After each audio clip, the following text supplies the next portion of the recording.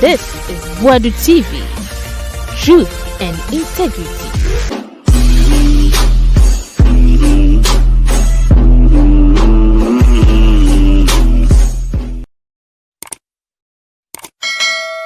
Munyina kwaba fambra Boadu TV so yebesrew so first time I wohwa na was subscribe my channel na like video no waja comment so atomo e dia mayen now ye tese mu e Paul Adom Otchere na kache channel say Paul e position a very big one e Ghana airport and we did do hopa now Paul Adom Otchere so say journalist or ye dwuma Metro TV wakasa dia fa yewra ayu e free ye Sokore fidiasa sokore MP akoka se galamsey no yakosoro ba fam kra panya de amo be jaida omo stop yo mo na NDC for dia koye campaign am yakoto dia mama hama da bi insida omo nja ne enja ne china wakasa dia fam afaya dia fam se adentina ye nya ne se ye stop galamsey na manfo bi di ye politics amanfo bi e de galamsey no ye politics wohu no kasa na kwakosi so se NDC fo ne namna omukeka che galamsey fo nse mohu se mbezo mutu galamsey monye adumanye montuma ye ba ye be mama ye na ye be mama ye ne kwan sonkoso nana jino pokwa jaman professor ye fense vice presidential candidate for NDC wakanse galamsey no mbetu die but ombe ye no kwan a ense ye nsu na policies be bree na NDC for chese omde ba ebeboa efa galamsey etu ehun Paul Adom Otchere chese galamsey aye jai sabre ye kwakoto abane de eye politics na omde aye na ha dwen papa na yenkoti Adom Otchere ebra okasa ewo good evening Ghana eso. What I'm going to do with galamsey. I'm going to start with just a 3-year statement and then we'll analyze it. Then I'm going to go to Jane Opoko Ajiman's statement. We'll analyze it. And then I have a video from an interview conducted by Frimpong Manso, is that her name? Dolores, my friend. Dolores Frimpong Manso. Delay, you wonder why Delay's interview is coming into Good Evening Ghana, don't you? Me too, I'm wondering, but I'll tell you why. Delay conducted an interview with a member of parliament in Amelfi, who was the same lady, the same honorable member, standing by Jane Opoko Ajiman when she made the statements recently. Now, in this interview conducted by Dolores Frimpong Manso, she said something about her relationship with galamsey and what Akufo-Addo had done to undermine the galamsey in her constituency, etc., etc. Now, that will feed into Dr. Ofrie's concern and what some of the concern expressed by the MPP that this recent galamsey is orchestrated politically because at the beginning of 2024, people were mining, but the water bodies were not bad. In 2023, the water bodies were not bad. What happened suddenly, 2 months, 3 months to election, that he's alleging, and I'll show you the video, Dr. Ofrie, he's alleging that they brought people in to pollute the water so that there will be general concerns about galamsey, so that there will be a clampdown on galamsey that is not destroying water. The one that Jane Opoko Ajiman was talking about. Galamsey that is not destroying water. And then they can get it. Okay, the NDC statement is here. So I won't take your text messages anymore. I'll come back to you in a minute. All right, let's go on straight away. Press statement for immediate release. 1st October 2024, and it's coming around 8 p.m. NDC position on matters arising from IPAC relative to the 2024 Provisional Voters Register is as follows. Following the Special Inter-Party Advisory Committee meeting held today, Tuesday, 1st October 2024, to deliberate on the 2024 Provisional Voters Register, the Functional Executive Committee of the National Democratic Congress deems it fit to restate the following significant admissions by the Electoral Commission of Ghana. Illegal transfer of votes due to lack of liveliness test technology as occurred in Pusiga and other constituencies. Okay. Erroneous addition of previous transfer of current 2024 transfer list. Well, Ransford, what's his name? Bosman Asari told us that when they talked about the transfers, the system added the transfers from 2021, 23, 24. And NDC calls it erroneous, but that is okay. Erroneous addition of previous transfer of votes. 3, presence of corrupted files. And let me also add that last week in Kumasi, a circuit court denied about 10,000 transfers organized by NDC persons for the Menchia South constituency. The Menchia South constituency parliamentary candidate for the MPP, Lawyer Bafo, sued, took out a writ and went to the circuit court to challenge the addition of those names, and he was successful in the challenge. And so the court has asked the Electoral Commission to remove those names. So when NDC says in their statement that the Electoral Commission is admitting illegal transfer of votes due to lack of liveliness test technology, as occurred in Pusiga, then perhaps that's what they are referring to. But in Menchia South, 10,000 of the names were registered by the NDC, and the legal action then expunged it from the voters' register. Let's continue with the NDC statement.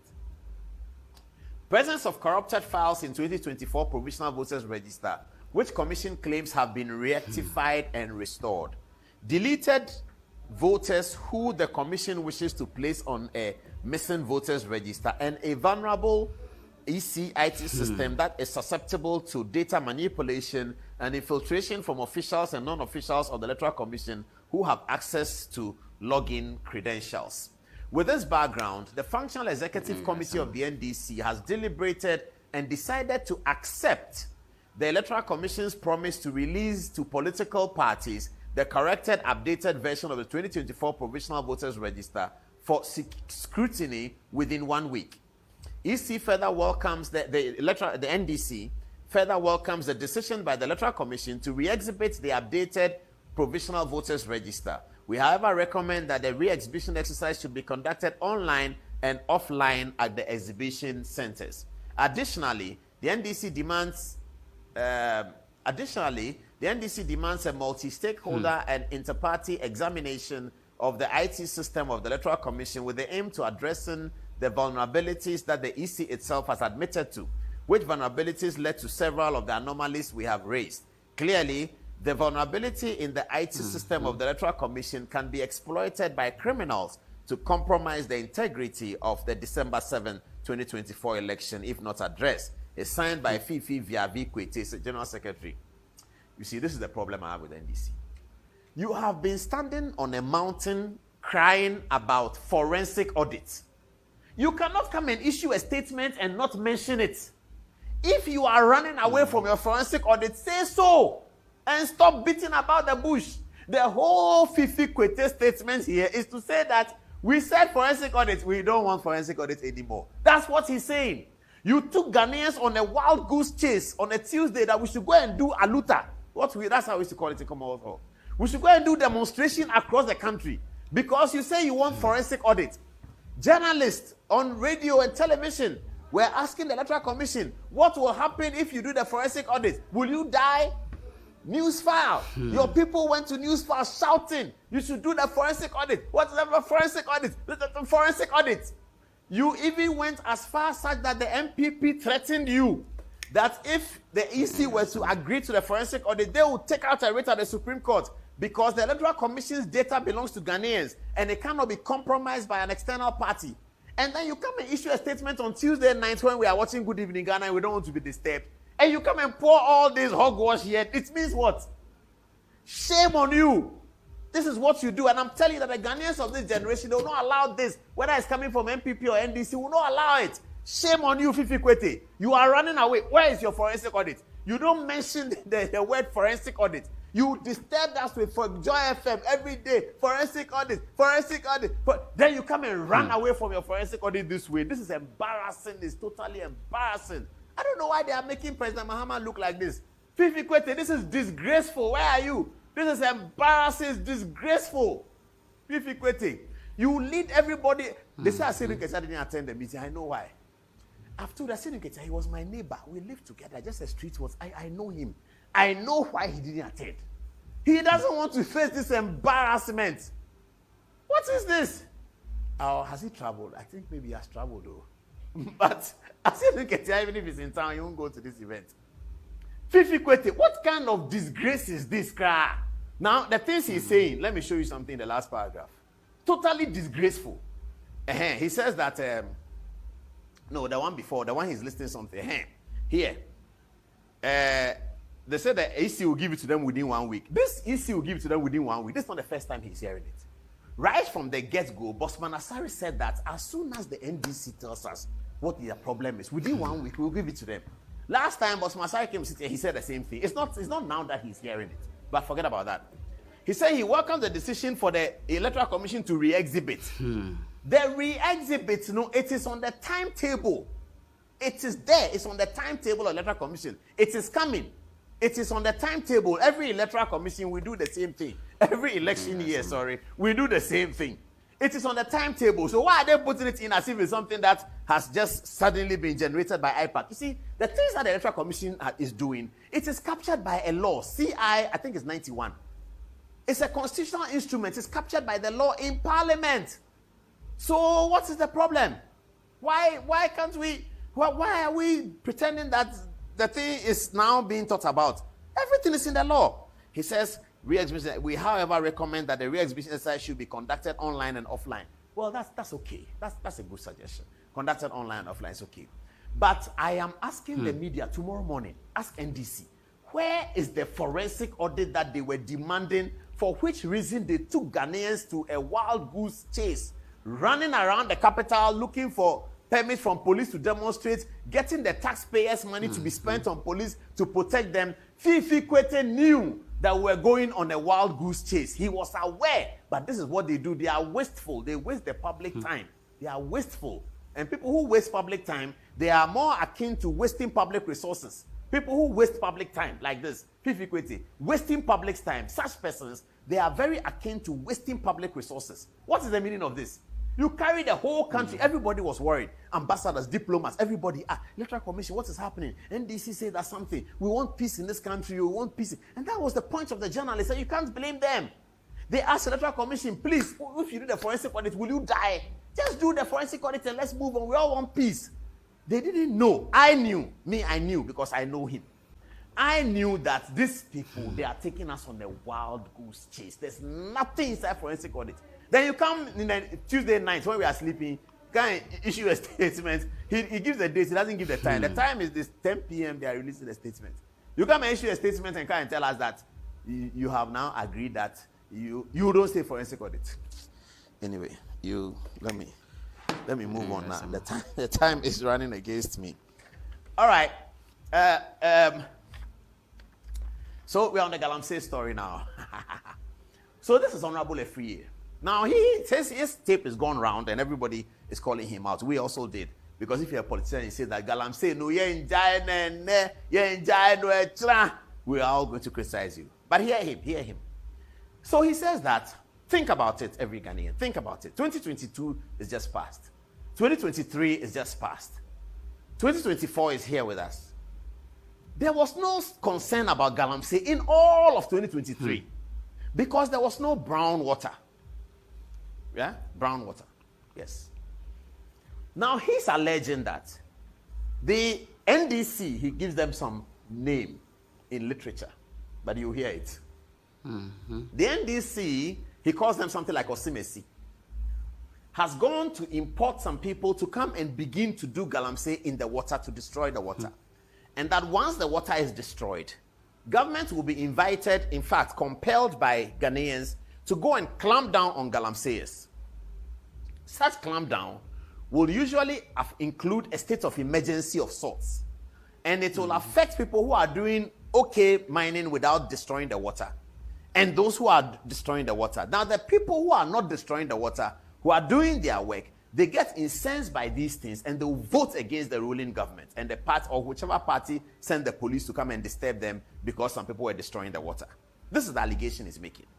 That in 2020, this is what happened. And his party, the MPP, lost the seats in all the galamsey areas. Now he says that over the last 4 years, they've been able to talk to the people to explain to them and that they have recovered those seats and that they are going to win them, including Barbara Otinjesi, my dear lady. Now he's saying because the NDC has noticed that they are going to gain the seats, they've come back to pollute the water again, and then there will be a clampdown on galamsey. So as a reason for this, or because of that, or in consequence of this, why are politicians hedging their concerns about galamsey. Why are they not going to say, now, if you look at the history, the recent history of galamsey, there's only one politician, Nana Addo Dankwa Akufo-Addo, who has said that as for me, I'll put my politics on the line and deal with it. He has not been successful, that is true. But this was the commitment he publicly made. Show me any other politician, MPP and NDC, who has publicly said something like that. Now, because of Akufo-Addo's commitment, some of his political opponents found that as a weakness. That, they will go behind and talk to the galamsey people and tell them that he's the one who doesn't like you. Instead of uniting, because this is national, this is about water, this is about life, this is about heritage, this is about posterity. Instead of uniting with the president in 2020, 2019 or so, uniting with the president, some politicians saw it as an opportunity to win votes away from the president's party. That's where the evil is. And that's what I like what Cheddar says. That this is about political interest. It is nothing to do with the water. Because when the sitting president said that, let's go after galamsey, I'm putting my politics on the line. If every politician has said that we are with the president, we are also putting our politics on the line. No galamsey from anywhere. And that was an honest statement, and they work with it. Today, there will be no galamsey. But when the president said that, some people found it as a political weakness, a political opportunity. These are called nation wreckers, masquerading as politicians. They are nation wreckers who masquerade as politicians because they have no good in their hearts for the people. They have no good in their mind for the people. They don't care what happens. Everything is about votes and everything is about ballot box. Such politicians are in this system, and we must uproot them from the society, or we must completely emasculate them to emasculate their thoughts. They are nation wreckers. That's who they are. That's why we are where we are. Because if you are a politician and you go hard and put your politics on the line, you will be defeated by other politicians who have not supported you in this effort.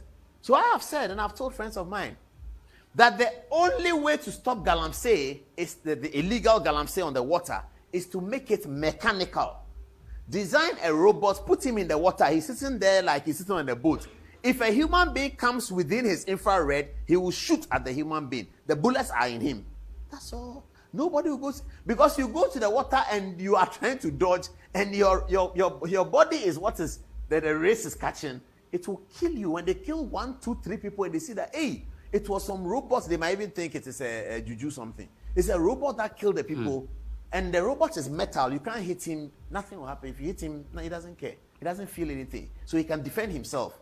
He's not afraid of anything you are bringing at him. But he has guns all over his body. Without something like that, viewers, let's forget it. Because the stakes are too high. The politics is too high. The winner takes all is significant in the 1992 Constitution. It's a winner takes all system. It's do and die. The battle for the power. It is a criminal battle. Let's go at it. Left, right, center. Let's get the power. Because if you don't get the power, it's winner takes all. That's what the 1992 Constitution provides. Part of my involvement in galamsey, malicious, created by political opponents, Joanna Jan. That's a video. So that's why we're not saying anything. We're showing you the video. She said that she was doing galamsey from the age of 8, apparently, and that she was doing it until Nana Akufo-Addo came and banned it, and it became a problem. And she's standing at her main fee, and she's the one standing near Professor Jenano Pokwajiman, and Jenano Pokwajiman is talking to the audience, and this person sitting by you says that we here in Amenfi's galamsey that we do. What are you going to say? Anyway, do you have your microphone? Earlier today, I visited the Osu Cantonment's police station to visit one of my friends who is part of the 52 people who have been denied bail. Felicity Nelson, some of you may know her. She's appeared on this show before. We're talking about gender. She's a fierce gender person, so she's appeared here. We're talking about gender every now and then. So I heard that she was part of the 52. She's a member of the Fix the Country movement. Everybody knows that. She's also, at some point, she was deputy to Oliver Vomaho. So yeah, that's Felicity Nelson. So she got herself involved in this. I'm here to talk to her in some detail about how she got involved in it. But she's a fix the country person. She was in very high spirits. She told me that she's been very well taken care of at the Cantonments police station. All of you at Cantonments police station, if you are watching, thank you very much. The people I spoke to today, when I spoke to Felicity in the cells, she said that she's been very well taken care of. She's doing well, she's doing excellent. And we'll try and visit her again before the 8th of October when they reappear in court. But present with me when we're talking to Felicity in the cells is lawyer Apreku, a young, up-and-coming, potentially good lawyer in the future. He was with me. What did you make of what we saw? Oh, I think it was a bit surreal. So I've been to cells a couple of times, not inside the cell. There. But I think relatively it's better off than some of those, you know. Yes, than many other places. And I was quite intrigued to see her in high spirits because if it was me, I would be crying. And she looked well. She had her wig on. Yes, she fully dressed, sort of. She had her wig on, and there were fans even in front of the cells and all of that. But there are still fundamental issues that have to be addressed in our prison system. You know, we have the prisons for those who have been convicted, and then we have those who are on remand. Remand means that you are simply being placed in custody pending trial or pending an appeal from a criminal conviction or something like that. So normally the police, there were some concerns that the protesters have been split up. Yeah. But it is rare to find a cell that has that number, that size, size and space to have about 52. 50. Yes, more than 50 persons. And that is why, more or less, the policy rationale behind splitting them up.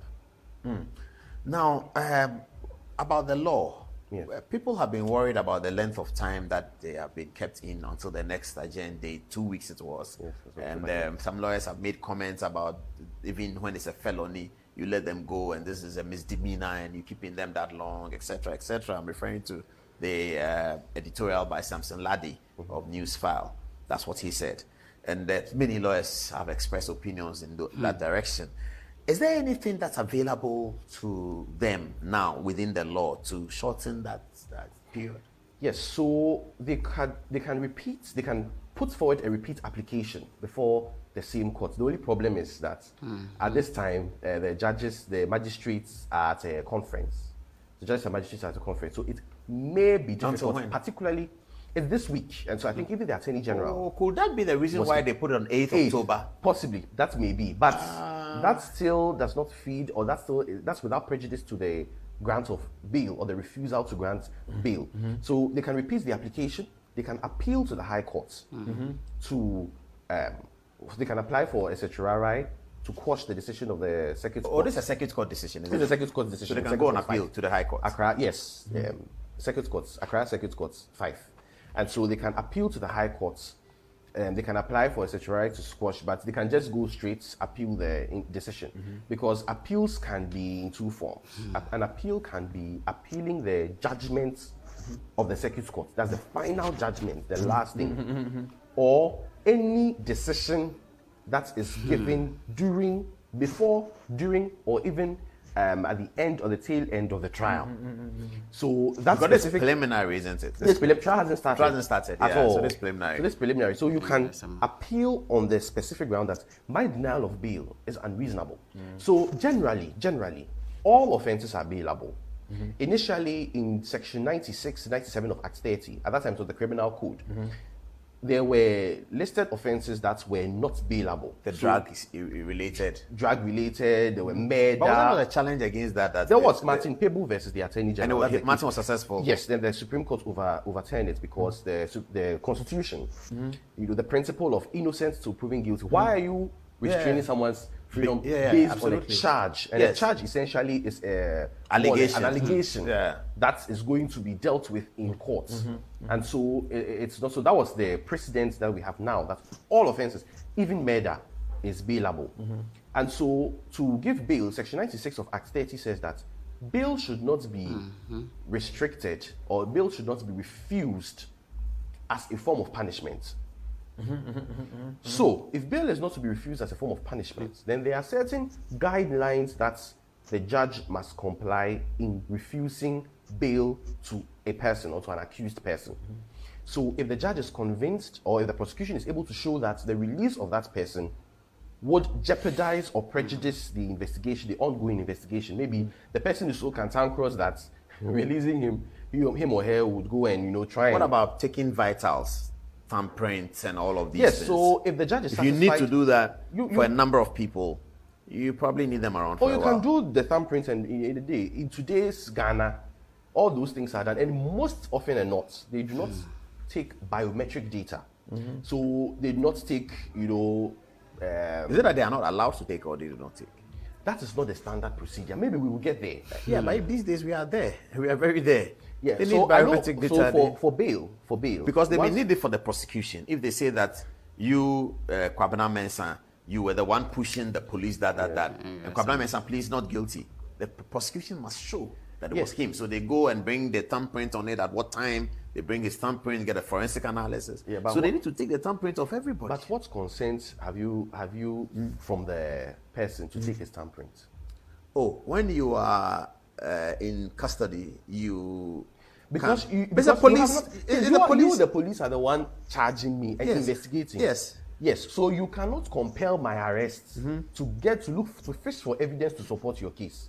If you have a video, so even to take a video from my phone, you have to go to court, and the court will give you permission to come and take my phone and look for that video. Yes, so you are saying that the prosecution must bring an application for the courts to allow them to extract biometrics and information. But for information, for the grant of bail, these things are general information that you do not need to keep someone for 2 weeks. For instance, once bail is given by the courts and processed, the police would go with one of the officers at the station would go with the accused person to his house or her house to ascertain that this is where you live. The sureties, when we say surety simply means a person whom the courts would say that you are supposed to stand in and more or less be, how do I describe it? Be the reference point or the reference person, right? So at times the court will say that, okay, bring 2 sureties, one with a landed property worth 70,000 cedis. Meaning that you, the person that is coming to stand in for me, you must have landed property that will be valued at 70,000 cedis. Admittedly, these processes may take 2 days, 3 days, admittedly. But once the bail is given, and those processes take 2 days, once those processes are finished, you are supposed to go scot-free. So the length of time to procure all these things does not prejudice the grant of bail. The court could have given bail. And as to how long the police will take to find these things, I mean, obviously the accused persons and their families. I get what you're saying. So the court could have granted a bail in substantial sureties. Exactly. Yeah, they are the ones and they will know that by 5 o'clock of the day the bail was granted, obviously, you haven't found the surety, so you remain in custody. And tomorrow you're in custody. The next day until the surety is found. You wouldn't want to be in custody, so you would make sure you find the surety. At times it can be sureties bring a public officer. Yeah, or you can go back to court and ask for the judge to reduce. You can beg. Exactly. You can bring a repeat application to beg. I get your point. So in that case, you have not prejudiced the rights of the people. Exactly, because those are minor issues that can be resolved. So that doesn't prejudice the grant of bail. And in this instance, I do not see how refusing these people bail would prejudice or worry the investigation. But you are not the investigator, so really, how do you make that point? You don't know what the investigator is looking for, and so you cannot say that I don't know what investigation you are doing that will require you to have them. Maybe he needs them to be away from a computer so he can go through all the emails of that computer over the last 16 months. But you would have to then show to the courts that the reason we need him away from the computer is for X and X and X purposes. He will delete it. Yeah, so you have to tell us. No, the guy who has the computer, will delete it. Yeah, so if that's the case, then why haven't you come to tell us that there's information on an email? That's a substantial investigation that you have to show. And the burden is on the state. And the rationale the burden is on the state is that the state has money. They are bigger. Yeah, the state is bigger. The state has the facilities to do all these things, to go on the investigation. So the standard on the state is higher. Very high. If that is not the case, then the police can just arrest anybody and say, well, it looks like... So do you anticipate that when they get back to court on next week, something will happen? I anticipate... Based on the public outcry and all of that. Yeah, so the lawyers can repeat an application for bail at the court. I know for a fact that there's an attempt at an appeal to the High Court in respect of some of the accused persons. I don't want to mention their names now. And in fact, there was even an application for the abridgment of time to have it taken quickly before the 8th. So that because it really... So tomorrow we'll be hearing more about that? Possibly. Possibly. Okay. If the appeal, it was before the High Court and the Criminal Court 5 at the High Court. Because if it stays to 8th, then I mean, essentially, there's the no appeal point, is there's no point in the appeal. Their whole point is to get them out before. Let's wrap it up here. The appeal. So the other available remedies are to repeat the application on the 8th of October. Tell the courts that there's no need to keep them on remand. Let them go scot-free, particularly when the nature of the charges are of an instantaneous nature. The things happened there. So the evidence you need to convict them or whatever is there. The unlawful assembly happened at 37. The assault to a police officer happened at 37. So it does not require a complicated and complex level of inquiry that would require you to go to far and beyond. That all the charges occurred at the same place. At the same place at the same time, and these are things. There's video evidence there. So, but it's discretionary. I see your point. That in terms of the evidence is available. It's available. And it's video, so it's real. And because they all happen at the same place and happening simultaneously. Yes. At the time it's kicking the police something. Someone was also defacing public. Posters. Some of the videos have audio. Some have audio. Some were seen. There are witnesses that were asked. So it's not a complete. It's not like maybe robbery that we have to go in. It doesn't require any detailed forensics and things like that. No, you were seen on camera doing this. What do you plead? You're not guilty, and then I'm going to see whether it was you. So we'll take your face. And even the police officers were there. So it's not something. Okay, we'll see. We'll follow up on the story and see what happens on there. Let me take my text messages now, and then I'll get Tara, get ready, and let's talk to the audience about international stuff. Okay, who should I start with, please? Answer by you first. Very much, Paul. So we have Alhaj Munir, Roy King, Nana Usapia, and Fadama Musa saying vote number 1. From Nana Akwesi, he says the NDC is using the EC to restore their lost credibility, which they know will not work. They are also trying to divert the attention of Dr. Mahamudu Bawumia's campaign to themselves. NPP should be smart about this. NDC party has nothing good to offer the good people of Ghana. Moses says, I have consistently said that the NDC thrives on propaganda and misinformation. The more Ghanaians become enlightened, the more NDC loses members. The NDC needs a serious overhauling to become vibrant and attractive. The Ghanaian voters will send Mahama to retirement on December 7th and give Bawumia the mandate to perform this transformation to Ghana. Watching live from Washington. From Yao, he says, politically, what the MP said is true. The NDC wants to ride on galamsey to come into power. Meanwhile, the galamsey was started in 2010 under Mohammed's reign. Lastly, from Brookman Annabelle, he says, vote number 1. Fatih, over to you. So this is coming from William Danchi, and he says, NDC is all about politics without policies and programs, hence lies and propaganda, misinformation and disinformation to prop up their political fortunes, but it won't wash, inshallah. Safiano Adam says, I want to plead with the government to rather come up with a holistic strategy and approach after the election to arrest galamsey menace and replace same with a policy that will ensure responsible mining in Ghana. Be it small or large-scale mining, we must have a forward-looking approach to restore our forests and lands. However, I want to caution the government not to act capriciously and hastily due to the pressure of these so-called civil society organizations. They have set a political trap for the government and the NPP. We should tread carefully not to fall into it and regret later. Bash Hassan says, for the galamsey, NPP has done well and very hard by to eliminate than any government under this Fourth Republic. I throw this challenge to the NDC and John Mahama. Now, Alhaji Bob Sidi says... Let me come in. Sorry, let's I'll come back to you, Fatih. Sorry for the interruption. Let's do our European story, and then we will try and wrap up before the 15th mark, isn't it? 11:15. Hello, Tara. Hello. Mr. Okay, so at the last week, I asked Tara to do something for us to do a little bit of research. She's coming from Europe.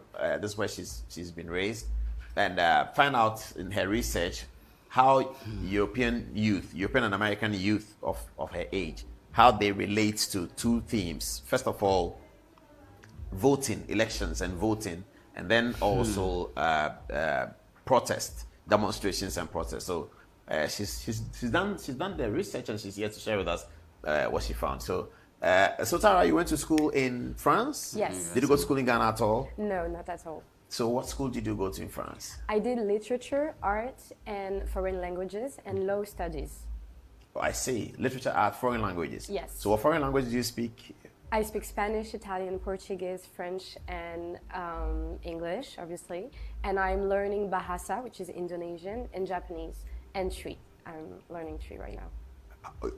that's languages. You listed almost 10. Yes. Oh, that's so impressive. Thank you. Say that again. What, Bahai and what? Bahasa, which Bahasa. is Indonesian, Japanese, I'm learning, Italian, Portuguese, and Spanish. You speak Yes. Italian, I understand. Yes. Italian, Spanish, Portuguese, and French. Yes. Okay. And English, and I'm learning Twi also. Three, Etisen. Miado. Okay, so what did you find? So I did some research to show the youth how we are organized in France, since I'm French, to show how youth is impacting elections, vote, and also the protests. So France has a well-known history of being the best, I think, country in Europe and probably the world at protesting since the French Revolution in 1789. And the youth has always been in front of like every kind of protest, for climate change, for elections, for even war outside of the countries. We've always been in front of every single one of the protests.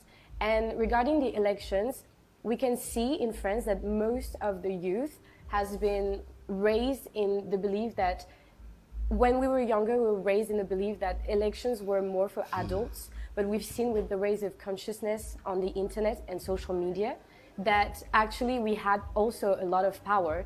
So among those aged 18 to 24, it became increasingly important to vote. And during the 2022 presidential elections, we had like about 35 of young people participated against 35 million, you mean? 35%. 35%? Yes, against way less the years before, yes. Oh, so voting was more for adults?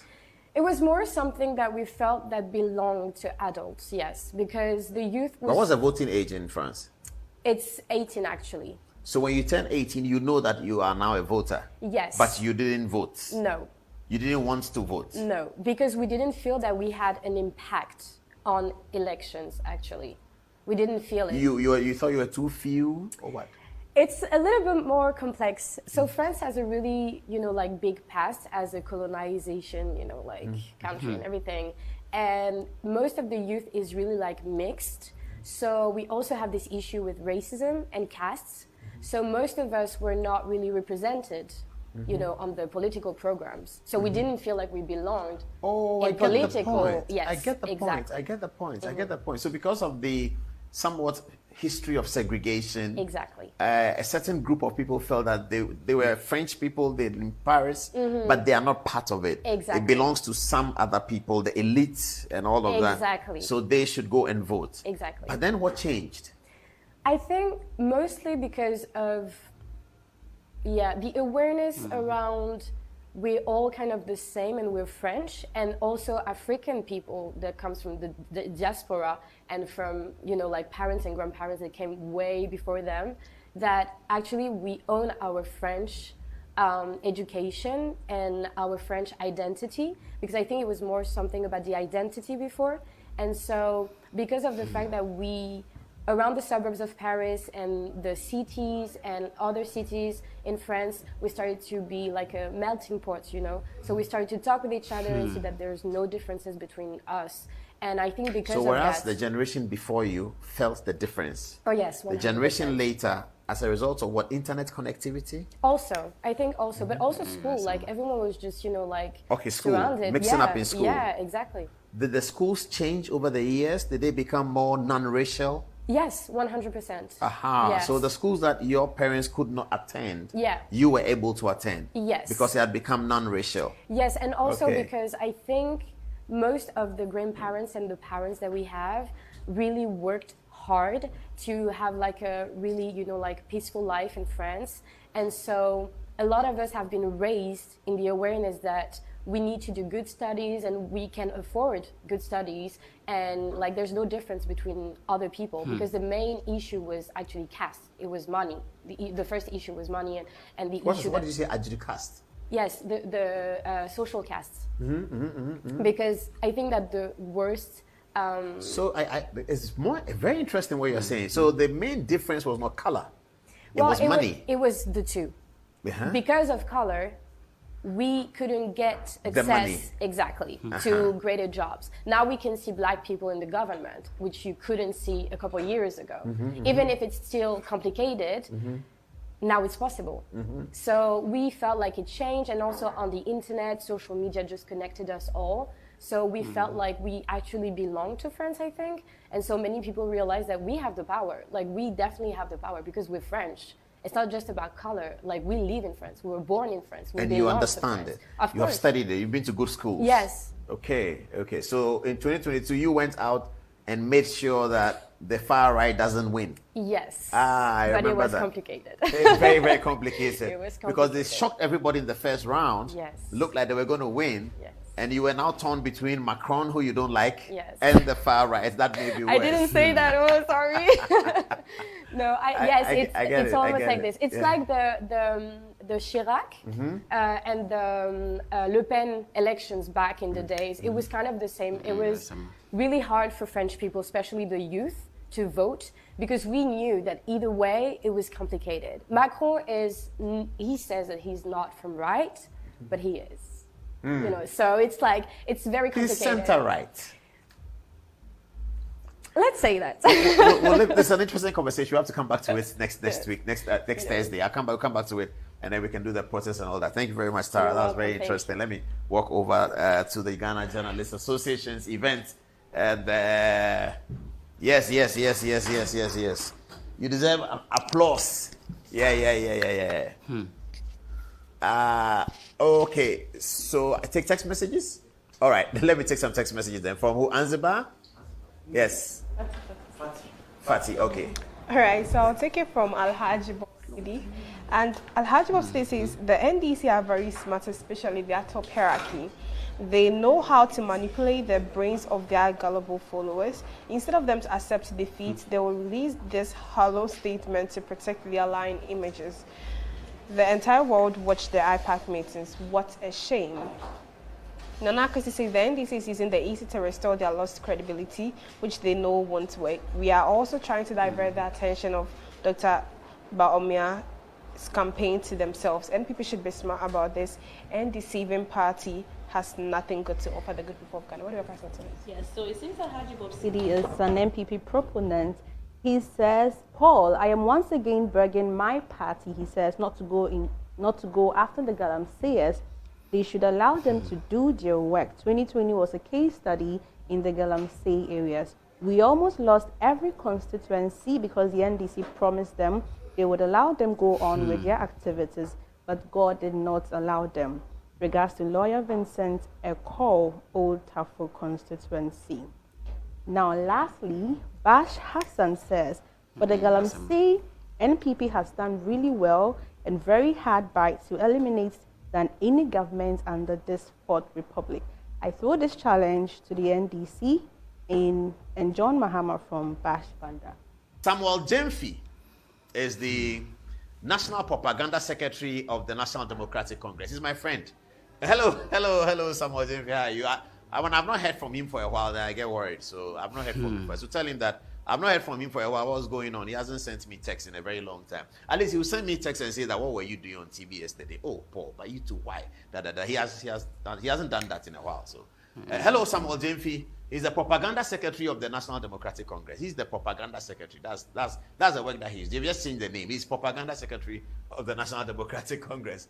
Auntie Joyce, she's the one I'm looking for. You know, Joyce Bauer is the personal assistant to President John Dramani Mahama. And recently, Joyce Bauer voted in an election, very, very recently, just less than a month ago. In Kumasi, incidentally, at the Ghana Bar Association conference, Joyce Bauer voted for Agbesi Jakwasu. In the end, when they counted the ballots, Agbesi Jakwasu lost. Now, how do I know that Joyce Bauer voted for Agbesi? Was I standing there? Did she tell me? Oh, but I know. Because you see, this Bar Association election was drawn in the middle on political lines. Agbesi Jakwasu is my friend. I know him very, very well. I mean, back in the days in Legon, he was in Sabah Hall, and we will go to, he was our lawyer of sorts, you know, so those days, student lawyer. So when you're students and you have an agitation, you have to find a lawyer. Agbesi was ready to represent any form of students' agitation. He was very, very political even then. Very good guy. So we'll go to Agbesi's room, and I was telling somebody today that the number of times we sat with Agbesi and were plotting against Professor Adai Mensah. You know, these days when I see Adai Mensah at public functions, I don't know whether I should hide or... I mean, the kinds of things we did against Professor Adai Mensah. We wanted the university to remove him as vice-chancellor and bring back Professor Bene or something like that. We don't like Adai Mensah. We were fighting Adai Mensah. Agbesi was our lawyer. So when we leave Commonwealth, then we go to Sabah where he was. He will sit down and we file this application to the SRC. We file this application. We file that application. That's what we're doing. Agbesi Jakwasu, he was our lawyer. Now, Agbesi's best friend, one of his best friends, is Yabuafo's younger brother, who is now at the Court of Appeal. Yabuafo was the exiting president of the bar. I'll tell you more about that later, but let me have Joyce Bauer again. So, Joyce Bauer voted for Agbesi Jakwasu. Agbesi Jakwasu lost the Bar Association election. Some people who don't like Joyce Bauer are saying that the way Joyce Bauer voted for Agbesi and Agbesi lost, whoever that Joyce Bauer will vote for in December 7th may also lose. But I don't know. I don't know. But listen, viewers, listen. Joyce Bauer is spokesperson for President John Dramani Mahama. She's a lawyer. She went to the bar conference and she voted for Agbesi Jakwasu. She did. When they counted the ballots, Agbesi Jakwasu had lost. Now, the bar conference contest was politically divided because, fortunately or unfortunately, whichever one fits, both candidates were heavily politically exposed. Mrs. Gati is a bona fide MPP member by reason of her own background and by reason of her husband, Joe Gati, former Minister for Railway and former Attorney General and former Deputy Speaker of Parliament and currently the Chairman of the Ghana Revenue Authority. So if Gati is politically exposed on the side of the MPP, Agbesi Jakwasu is a bona fide member of the NDC legal caucus team. Agbesi Jakwasu is there. So fortunately or unfortunately, this bar conference election was drawn in political lines. If Agate MPP, Agbesi Jakwasu NDC, clearly. Remember many years ago, President Akufo-Addo refused to contest for the presidency of the National Bar, even though everybody knew he was going to win, because he felt that he was too politically exposed. He was a member of parliament for the MPP and all that, and he felt that he's too politically exposed to present himself as leader of the bar, so he will step back and let other people who are not that exposed, like Nutifa Fakunye here and others, to become the president of the bar. Glory to Akufo-Addo. He's a good man. But now, I mean, that hurdle has fallen off.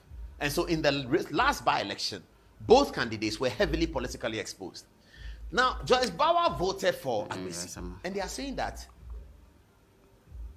whoever Joyce Bauer will vote for on 7th December will lose again, like Agbesi did. I don't know. I don't know how people are able to make these kinds of how they joined. I don't understand. But whatever it is, good evening to Joyce Bauer. Please, did you vote for Agbesi Jakwasu? Yes, you did.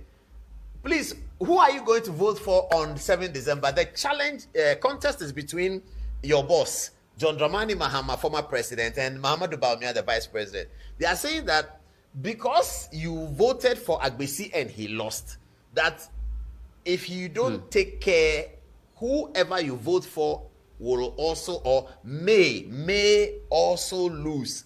So would you now vote for another candidate so that he may lose. I don't know. I don't know, viewers. I don't know. They didn't put Omani Boama's photograph. They should put that. Let me greet Omani Boama also. And then I can talk about Yaboafo, the former president of the Ghana Bar. Dr. Omani Boama is the director of communications. Good evening. How are you doing, Doc?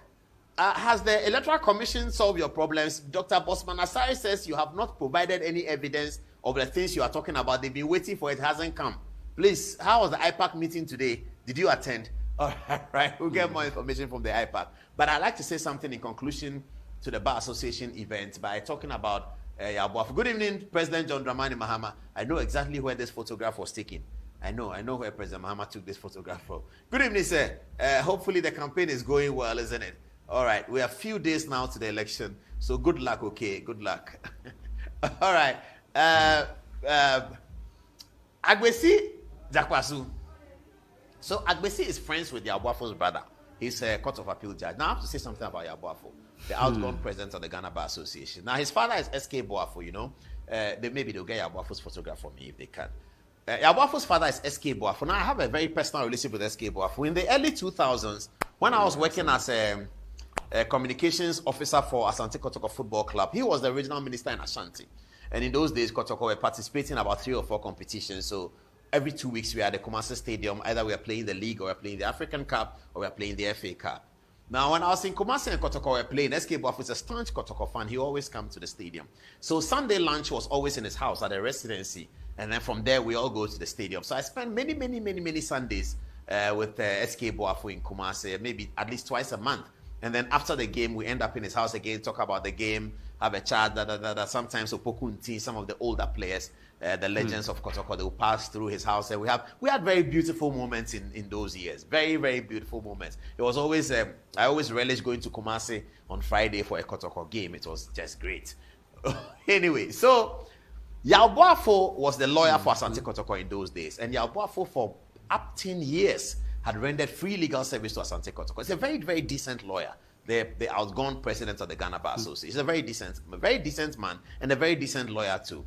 And Yaboafo, you know, I used to have conversation with Yaboafo, when all of the things happening in law school, we talked about it, whether they should write entrance exam, whether they should change the system to America. I mean, Yaboafo was thinking like that in 2004, 2005, that this law school, they should change it and make it like this, like that, like that. I wasn't surprised when he became president of the bar.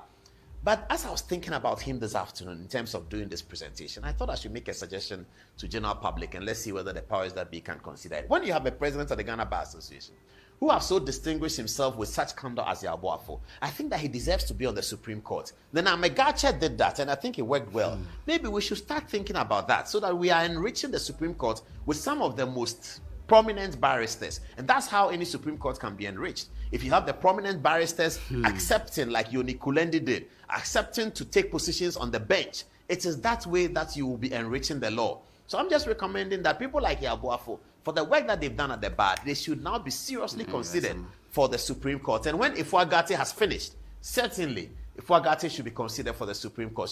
She's led Greater Accra Bar Association with sterling qualities, and now she's the president of the National Bar. This was her second attempt at becoming president. She competed against Yaboafo and was defeated. And this time she defeated Agbesi and won the election. And by the time she's finished, after the next, 3 or 4 years, I believe that Ifuagate will be a very, very useful addition to the bench and will become a very distinguished Supreme Court judge. That's the suggestion I wanted to put up as we complete